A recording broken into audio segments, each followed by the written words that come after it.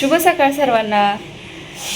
तर झालेली आहे सकाळची सुरुवात। मी ब्रश वगैरे केला, आंघोळ वगैरे केली आणि आता म्हटलं चला आवरून घेऊया। वेळ आहे अजून तसा कार्यक्रमाला, 12-12:30 वाजता कार्यक्रम आहे, पण नाश्ता वगैरे करायचा अजून आम्हाला बाहेर जाऊन। मग इथे मी साडी वगैरे घातलेली आहे बघा, साडी वगैरे घातली, अजून माझा मेकअप बाकी आहे। तर चला घेते आवरून माझं। कार्यक्रमाच्या एक दिवस अगोदरच गेलेलो होतो आम्ही पुण्याला, कारण पुण्यामध्ये पाऊस वगैरे खूप पडत आहे, त्याच्यामुळे म्हटलं कशाला त्या दिवशी सकाळी सकाळी जायचं कार्यक्रमा दिवशी, आणि लेट झालं असतं, खूप लवकर निघावं लागलं असतं, आणि त्याच्यामुळे जाऊ द्या म्हटलं आपण एक दिवस अगोदरच जाऊया पुण्याला। तर आम्ही रविवारचा कार्यक्रम होता, तर शनिवारीच निघालो आम्ही इथून। लागलेली आहे मी माझ्या मेकअपच्या तयारीला, कारण मेकअप करायला बायकांना बराच वेळ लागतो, त्याच्यामुळे आपलं लवकरच आवरलेलं बरं। पटापट पटापट 1-2 तास मी अगोदरच तयार व्हायला घेत असते, कारण खूप वेळ लागतो तयार होण्यासाठी, त्याच्यामुळे म्हटलं जाऊ द्या आपल्या 1-2 तास अगोदरच तयार होऊ।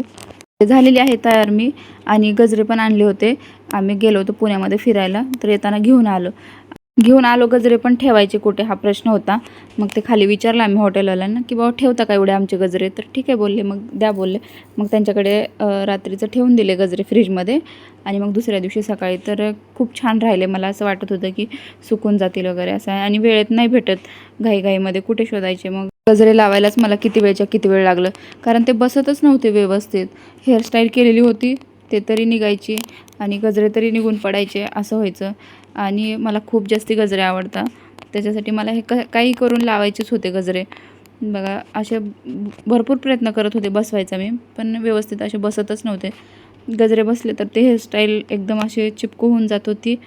जेव्हा घाई असते ना, तेव्हा असं काही ना काही होतच राहतं, त्याच्यामुळे मी एखादा तास ना अगोदरच आवरायला सुरुवात करते। तर वेळ लागला थोडासा गजरे लावायला, पण व्यवस्थित लागले, कारण ते लावले ना मग निघून पडता, एक एक गळता, तसं नाही झालं पाहिजे। गजरे लावल्यानंतर एकदम व्यवस्थित झाले पाहिजे, तर इथे एकदम व्यवस्थित बसलेले आहेत गजरे। मग माझं बाकीचं काय राहिलेलं होतं ते मी आवरून घेतलं। इथे माझं झालेलं आहे आवरून, वेळेच्या अगोदरच झालेलं आहे आवरून, आणि जवळ होतं तिथून, जिथे आम्ही थांबलो होतो ना तिथून जवळ होतं हॉल। तर बघा इथे झालेलं आहे माझं आवरून। असं पावसाळ्यामध्ये ना साड्या वगैरे घालून जायचं ना कार्यक्रमाला नकोच वाटतं, पण काय करणार, कार्यक्रमात साड्याच घालून जावं लागतं। झालेली आहे इथे तयार मी। कशी दिसते का, कशी दिसते? खूप सुंदर खरंच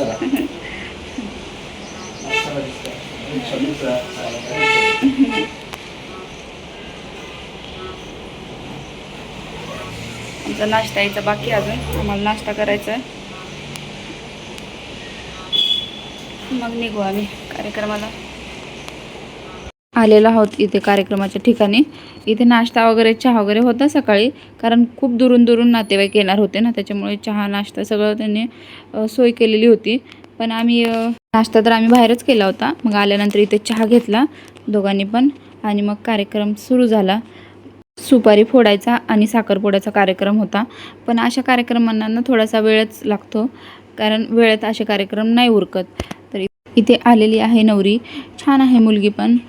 इथे आम्हाला कार्यक्रम आवरून लगेच नाशिकला जायचं होतं, आणि सर्वांना तर माहितीच आहे पुण्यामध्ये किती पाऊस पडतोय, खूप पाऊस पडतोय। मग कार्यक्रमाला अजून बराच वेळ लागणार होतं, आणि भरपूर दूर जाणारे सर्व नातेवाईक होते। मग ते बोलले तुम्ही सर्वजण जेवण करून घ्या, मग नंतर कार्यक्रम करू। तर आम्ही जेवण वगैरे केलं आणि आलो वरती, तर कार्यक्रम सुरू झालेला होता। सुरू म्हणजे एंट्री चालू होती मुलाची आणि मुलीची। हे बघा किती छान झाली एंट्री पण।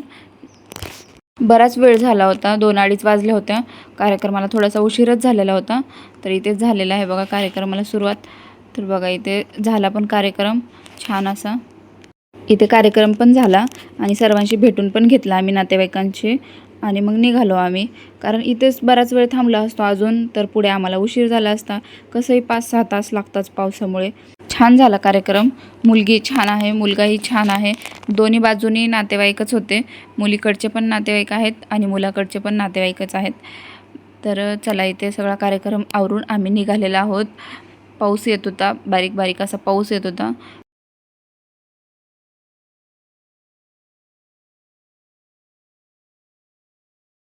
मग 5-5:30 वाजता आम्ही नाशिकच्या जवळ आल्यानंतर चहा प्यायचा होता आम्हाला। मग एका ठिकाणी छान असं हॉटेल दिसलं आम्हाला, मग आम्ही थांबलो तिथं चहा पिण्यासाठी। आणि थोडंसं फ्रेश पण व्हायचं होतं, कारण गाडीत बसून बसून खूप कंटाळा येतो. फ्रेश पण झालो आणि गरमागरम असे भजे पण मागवले सरांनी आणि खूप छान असं पाऊस पडत होता आणि अशा पावसामध्ये असे गरमागरम भजे आणि चहा, वा खूपच भारी.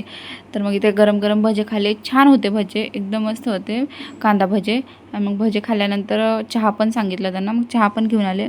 चहा पण छान दिसतोय, पण थोडासा मसाला चहा असल्यामुळे मला ना जास्ती आवडत नाही मसाला चहा, म्हणजे आमच्या दोघांना पण नाही आवडत.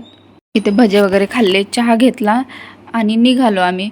तर चला, हा पुण्यामधला दुसऱ्या दिवशीचा ब्लॉग होता, कार्यक्रमा दिवशीचा. तर कसा वाटला ब्लॉग मला कमेंट करून सांगा. व्हिडिओ आवडला असेल तर व्हिडिओला लाईक, शेअर, सबस्क्राईब करायला विसरू नका. आणि शॉपिंगचा ब्लॉग बघायचा असेल तर मला ते पण कमेंट करून सांगा.